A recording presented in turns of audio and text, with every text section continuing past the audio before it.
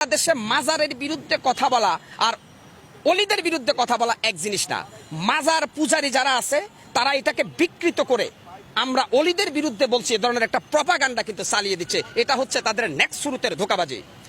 আমরা আমাদের সম্পর্ক হবে মসজিদের সাথে, মাজারের সাথে না।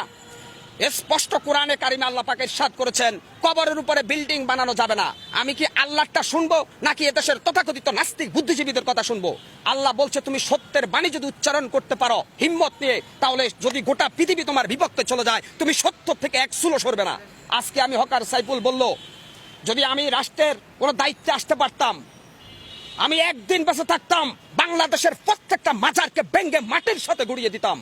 এতে করে আমার জীবনে কি হবে আমি সেটা দেখবো না। এই মাজার ভাঙ্গার সাথে আল্লাহর সন্তুষ্টি জড়িত। আপনারা মনে করেন মাজারে যিনি শুয়ে আছে উনি হয়তো আল্লাহর জান্নাতে চলে গেছে। হযরত শাহজালাল শাহপরানরা আমাদেরকে ইসলামের দ্বীনি শিক্ষা দিয়েছে। আমার তো মনে হয় যদি শাহজালালকে আল্লাহ আরেকবার ফিরে দিত, শাহজালাল সিলেটের খাদেমকে আগে জবাই করতো যে বেটা বদমাইশ, আমি এসেছি এই জমিনের মধ্যে ইসলামকে কায়েম করার জন্য, আর তুই আমার পূজা করে আল্লাহর সাথে নাপারমানি করতেছিস। না, এটা শাহজালালের শিক্ষা হতে পারে না, এটা শাহপরানের শিক্ষা হতে পারে না। এটা হচ্ছে ধান্দাবাজ ব্যবসায়ী যারা আছে মাজার পূজারী, ওদের ধান্দা ওইটা। কি হয়েছে আজকে আপনারা আইসা মানববন্ধন করতেছেন কেন? মাজার ভাঙতেছি। আরে মাজার ভাঙতেছি আল্লাহকে খুশি করার জন্য। আর আপনারা মাজারে গাঁজা টানেন কেন? আপনারা মাজারে সেলফি তুলে মেয়ে ছেলে একসাথে এভাবে অবৈধ কাজ করতেছেন কেন? গান বাজনা ঢোল বাদ্য বাউল শিল্পী যারা আছেন, কোরআনের কোন রেফারেন্স আছে? আসেন, আমি হকার সাইফুল চ্যালেঞ্জ করি, কোথায় বসবেন কোরআন থেকে প্রমাণ করে দিব গান বাজনা বাদ্য ঢোল হারাম, মাজার হারাম। আরে ভাই, বিশ্বনবীর কাছে যেখানে ছাওয়া নিষেধ সেখানে আমরা দেখছি অনেকে মাজারা যায় সেজদা দিচ্ছে। ওই চট্টগ্রামে এক ভণ্ড আছে মাইজ ভান্ডারের ওখানে, দেখি মহিলারা তারা সেজদা দিচ্ছে। আপনি এভাবে গোটা ইসলামটাকে ধ্বংস করে দিবেন আর আমরা ইসলামের পক্ষে কথা বলতে পারবো না। আপনি শয়তানের অনুসারী হয়ে হুঙ্কার ছাড়বেন আর আমি রাসূলের সৈনিক হয়ে আপনার হুঙ্কারের প্রতিবাদ করতে পারবো না। মুসলমান কি এত দুর্বল? তবে আমি মনে করব হয়তো অনেক জায়গায় বেশি একটু ওভারটেকিং হচ্ছে। আগে আমাদের ইসলামকে ক্ষমতায় আনতে হবে, তারপরে মাজার না শুধু কোন ভণ্ড অলির দরবারও এই দেশে থাকবে না। দেওয়ানবাগী মতিঝিলের বিশ্ববিখ্যাত শয়তান ছিল, নির্বাজাল শয়তান দেওয়ানবাগী। সেই দেওয়ানবাগীর মাজার ভাঙ্গার কারণে একদল এসে মানববন্ধন করে, লজ্জা প্রত্যেকটা মুসলমানের জন্য। এইভাবে বিভিন্ন দরবার শরীফে আমরা দেখি যে এখানে উরুসের নামে গান বাজনা হচ্ছে, যেটা ইসলাম পরিপন্থী, কোরআন পরিপন্থী। অতএব আমরা যেটা মনে করি, সৌদি আরবে যখন মানুষ হজ করতে যায় বিশ্বনবীর কবর জিয়ারত করে, কবরকে পিছনে রেখে পাবে, অর্থাৎ বিশ্বনবীর কবরের কাছেও কিছু চাওয়া যায় না, সেখানে বাংলাদেশের অলিদের কাছে কিভাবে চাওয়া যায়। আর একটা রেফারেন্স দিব, জান্নাতুল বাকিতে বিশ্বনবীর অসংখ্য সাহাবা ইজমান শুয়ে রয়েছে, ওদের কবরের উপরে একটা পাথর। বাংলাদেশে এরকম বিল্ডিং উড়াচ্ছেন, কারণটা কি? ওরা কি বিশ্বনবীর সাহাবীদের চাইতে দামি? বিশ্বনবীর এতগুলো সাহাবা জান্নাতুল বাকির মধ্যে শুয়ে রয়েছে, ওদের কবরের মধ্যে একটা পাথর। যদি ইচ্ছা করতো ওদের কবরকে সোনা রূপা দিয়া মুজাহিদ করে বানাইতে পারতো, কিন্তু আসলে আল্লাহ কোরআনে বলছে কবরের কোনো বুজুর্গি নাই, বুজুর্গি হচ্ছে আমলের। আল্লাহ পাক কোরআনে স্পষ্ট বলছে মহাসমুদ্রের ভিতরে সাঁতার না জানা ব্যক্তি যেমন অসহায়, ঠিক কবরে যে ব্যক্তি শুয়ে গেছে সে যত বড় আল্লাহর ওলি হোক সে তেমনই অসহায়। কেন? হাসরের ময়দান আল্লাহ কোরআনে স্পষ্ট বলছে আমাদের নবী মুহাম্মদ সাল্লাল্লাহু আলাইহি সাল্লাম ছাড়া প্রত্যেকটা নবী বলবে ইয়া নাফসি ইয়া নাফসি। তাহলে এই ভণ্ডদেরকে ওদের বাবা বা অলিরা কিভাবে জান্নাতে নিবে?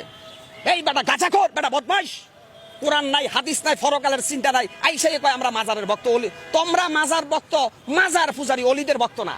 তোমরা শাহজালাল শাহপরান আব্দুল কাদের জিলানের অনুসারী না, তোমরা শয়তানের অনুসারী। ৯৬% মুসলমানের দেশে প্রত্যেকটা মুসলমানের ইমানি দায়িত্ব মাজার পূজারীদেরকে শায়েস্তা করা। এত করে যদি আমরা মারা যাই আমরা শহীদ আর ওরা আবু জেহেল। আজকে অত্যন্ত কষ্ট লাগে ভাই, অত্যন্ত দুঃখ লাগে। আজকে সোশ্যাল মিডিয়া থেকে শুরু করে এক ধরনের তেলবাজ সুশীল সমাজ বাইরেছে, মাজার ভাঙছে, আস্তাগফিরুল্লাহ আস্তাগফিরুল্লাহ। কেন মাজার ভাঙছে? আরে ভাই, কবরের উপরে বিল্ডিং ভাঙ্গার নির্দেশ দিচ্ছে রাব্বুল আলামিন আল্লাহ। আপনি কত বড় নাস্তিক বুদ্ধিজীবী, আপনি মাজার ভাঙতে নিষেধ করেন কেন? আমি বলছি না যে প্রত্যেকটা মুসলমানের ইমানি দায়িত্ব বাংলাদেশের প্রত্যেকটা মাজারকে ভেঙ্গে গুটি গুটি করে দেওয়া। এখানে উগ্রবাদের গন্ধ পাও, মৌলবাদের গন্ধ পাও, তাহলে আল্লাহর কোরআন নিয়ে বসো। এই মাজার পূজারীরা আসো, আমি বসবো তোমাদের সাথে। যদি কোরআনে জায়েজ দেখাইতে পারো মাজার, আজ থেকে আমিও কোনো মাজারের অনুসারী হব। অতএব তোমাদের এই ভণ্ডামি, তোমাদের এই ধান্দাবাজির বিরুদ্ধে কথা বলছিল বাংলাদেশের হাক্কানি আলেম ওলামা, তোমরা তাদেরকে আবু জেহেল বলছিলা। অর্থাৎ এজিদ যখন হাসান হুসেনকে যখন এজিদের বাচ্চারা হত্যার ষড়যন্ত্র করে তখন অনেক নামদারি আলেম ছিল, এরা জালেম। আজকে অত্যন্ত কষ্ট লাগে ভাই। আমি মনে করি আল্লাহর কসম খাইয়া বলতে পারি আমার ভাগ্য পরিবর্তনের মালিক একমাত্র আল্লাহ। কোন পীর, কোন বাবা, কোন আউলি আমার ভাগ্যের ভালো বা মন্দ কোনোটাই করতে পারবে না। আমরা একটা পাকা চুলকে বাঁকা করতে পারবে না কোনো অলিমিয়া। আমরা অলিদেরকে সম্মান করি কেন? তারা আমাদের জন্য ইসলামের সংবিধানকে রেখে গেছে, এই জন্য আমরা অলিদের সম্মান করি। এখন মাজার বাংলা কি শাহজালালের ইতিহাস মুছা যাবে? শাহপরানের ইতিহাস মোছা যাবে? মাজারের সাথে শাহপরানের সম্পর্ক না, শাহপরান আর শাহজালালের সম্পর্ক আল্লাহর সাথে, আর মাজারের সাথে সম্পর্ক হচ্ছে খোদা দহি নাস্তিকদের। মিয়া কেন আপনারা এখানে বারবার বলতেছেন অলিদের বিরুদ্ধে? শাহজালাল, শাহপরান 360 জন যে অলি আসছে প্রত্যেকের সম্পর্ক ছিল আল্লাহর সাথে। আর যারা মাজারের মধ্যে সেজদা দেয়, পূজা করে, এদের সম্পর্ক ইবলিস শয়তানের সাথে। এরা শয়তান, এরা বাটপার, এরা ধোঁকাবাজ। কি হচ্ছে?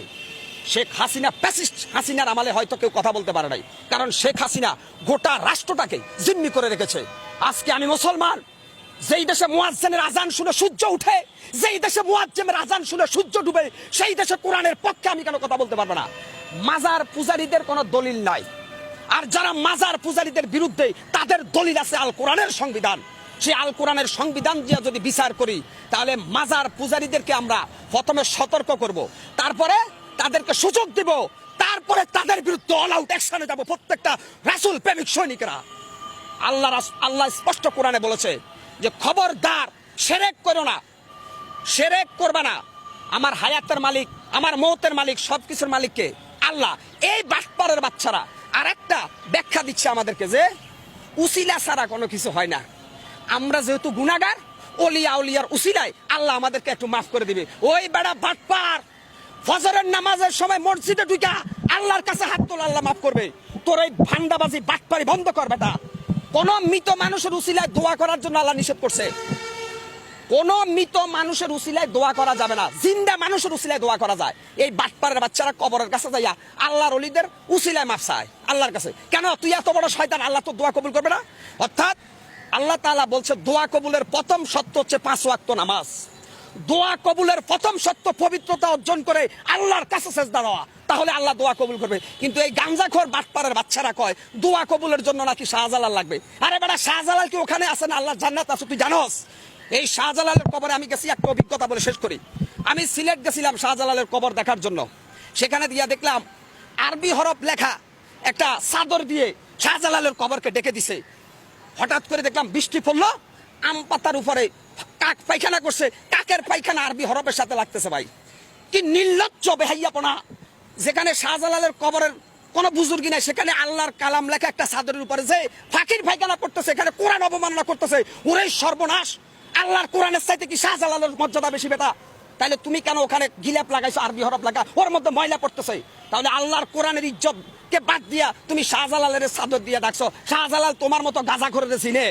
এই বেড়া বাটপার! শাহজালাল, শাহপরানরা ছিল আল্লাহর ওলি, গৌর গোবিন্দকে সাইজ করে তারা সিলেটের জমিনে ইসলামের পতাকা উড়েছে। আর তোমরা ঈশা শাহজালালের নাম বিক্রি করে ইসলামের সরাসরি বাস দিতেছ, কোরআনের বিরুদ্ধে অবস্থান নিতেছ। তোমাদের বিস্তার ভেঙ্গে ফেলা প্রত্যেকটা মুসলমানের ইমানি দায়িত্ব। সবাই ভালো থাকবেন, সুস্থ থাকবেন ইনশাআল্লাহ।